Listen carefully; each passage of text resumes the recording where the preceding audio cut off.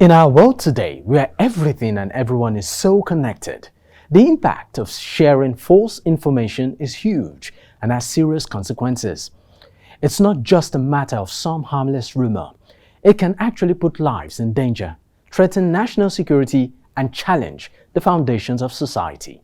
So, how do we figure out what's true and what's not?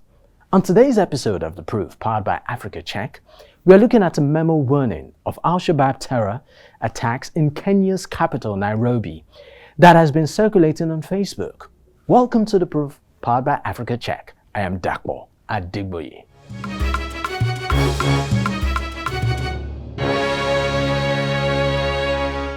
The memo, titled Threat of Attack in the City, surfaced with ominous claims that Al-Shabaab, an Islamist organization with a history of terror activities in East Africa, was planning attacks on various targets in Nairobi.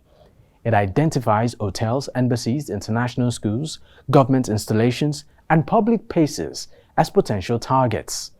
The document bears the official logo of Kenya's National Police Service and is similarly signed by Peter N Nthigah, the DCI regional coordinator. But the big question here is whether or not the memo from the DCI is legitimate. Joining me now to unravel this is Tess Wandia, a researcher at Africa Check. Good to see you again, Tess. Where do we start our conversation from today? Let's begin by providing some context. So Al-Shabaab is a known extremist group with a history of carrying out terrorist attacks, including in Kenya. The situation in the region has been further complicated by the recent attempt to reopen the border between Kenya and Somalia after it was closed in 2011 following Al-Shabaab attacks. Is this something that we have seen before? A memo from the DCI warning about possible terror attacks? Yes, in the past we have seen Kenyan security agencies warning the public about possible terrorist attacks that could have happened. However, the only difference is that they would not use memos to communicate to the public. But did this memo really come from the DCI? Tell us how you fact-checked this. No, the memo did not come from the DCI. So on 26th of August, the DCI wrote on their social media platforms that the document that was circulating social media was fake. So their message was pretty clear that the report doing rounds in sections of the media is fake news. So the DCI officially debunked the memo, confirming that it should be disregarded. So there you have it, folks. The memo warning of potential terror attacks in Nairobi is indeed fake and not from Kenya's Directorate of Criminal Investigations. This revelation should come as a relief to residents and anyone concerned about the safety of the capital city. We'll take a break now, and when we return, we'll look at the verdict and the implications of such misinformation.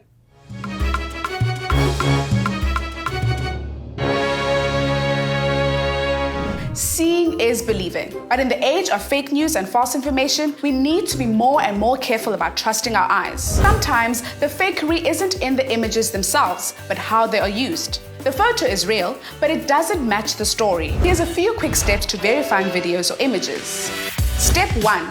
Do a reverse image search. Did you know that you can search Google using pictures instead of words? This can help you identify more information about an image, like where it's been shared before. Step 2. Look for visual clues. Look out for a distinct building or mountain range, a language from a visible billboard or shop sign, or schools, hospitals, statues, towers, vehicles, and registration. Step 3. Map it out. You can use mapping tools to look for unique features to find a photo or video's exact location. Wikimapia is a community mapping project that collects information about places on the globe. And lastly, another thing to watch out for is that the screen grabs of websites can be easily manipulated.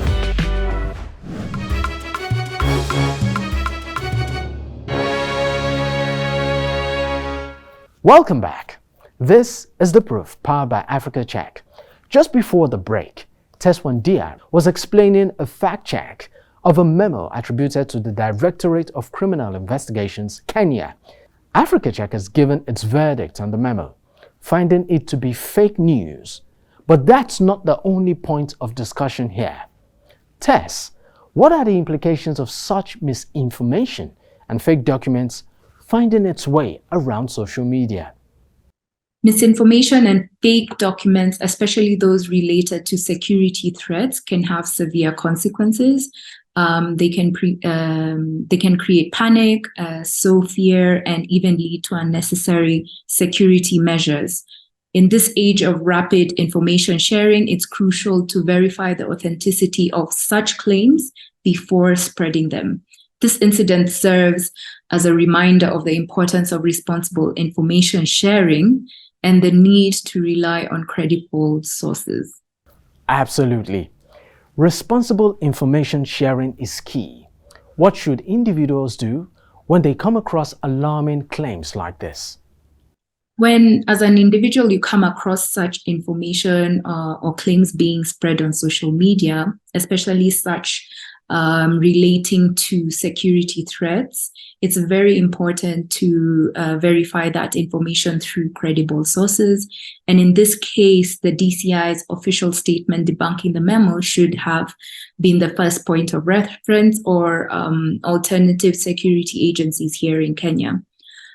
Furthermore, it's crucial that you avoid sharing unverified information on social media or any other platforms, as it could lead to unnecessary panic and confusion. Is there ever a case for authorities like the DCI to ignore such fake news?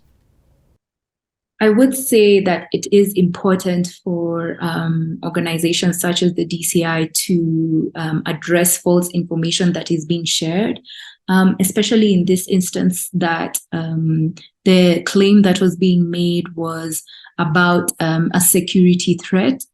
It's very important for the DCI to go into the public domain and tell Kenyans not to panic, and that information is false. I think it's important for organizations to take part in ensuring that the information landscape is credible here in Kenya. And this can only happen when organizations such as the DCI can come forward and say that such information is false and should be disregarded. Thank you, Tess. Now, see you soon. Staying informed and verifying information can help ensure our communities remain safe and secure. We can break the cycle of misinformation through verifying and responsible information sharing. Follow the tips shared weekly on this show and foster a world where its second nature is to share information that has been verified and is accurate. If you have any comments or claim you want us to fact check, tweet at us at factcheck_NG. Follow News Central on our social media platforms. We are at News Central TV. You can also check out our website, www.newscentral.africa. Until next time, see you. Bye for now.